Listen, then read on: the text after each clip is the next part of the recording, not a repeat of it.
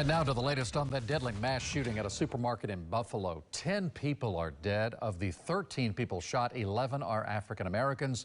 Tonight, the alleged shooter is charged with first-degree murder and faces life in prison.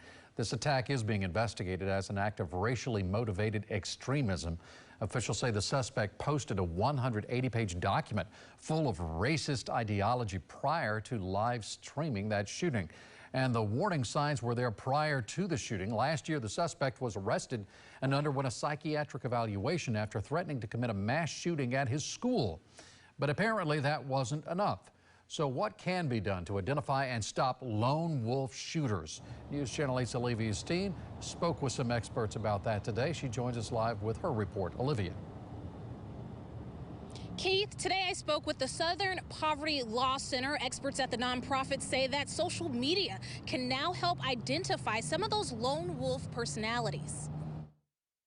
To be aware of their online persona, how invested they are in their pseudonyms and what they're doing online. Investigators say 18-year-old Peyton Gendron made threats in the past, and he also posted an online manifesto citing the Great Replacement conspiracy theory just days before his murderous rampage at a Buffalo, New York grocery store.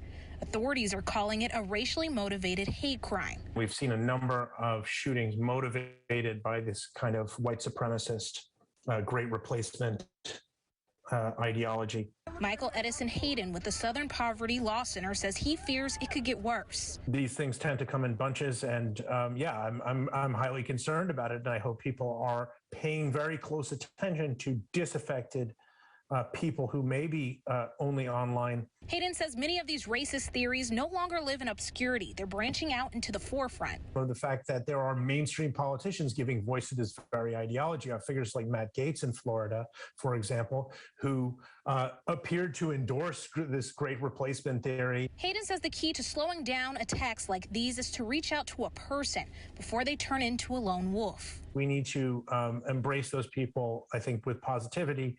And without condemnation, and get to them before they do things like this.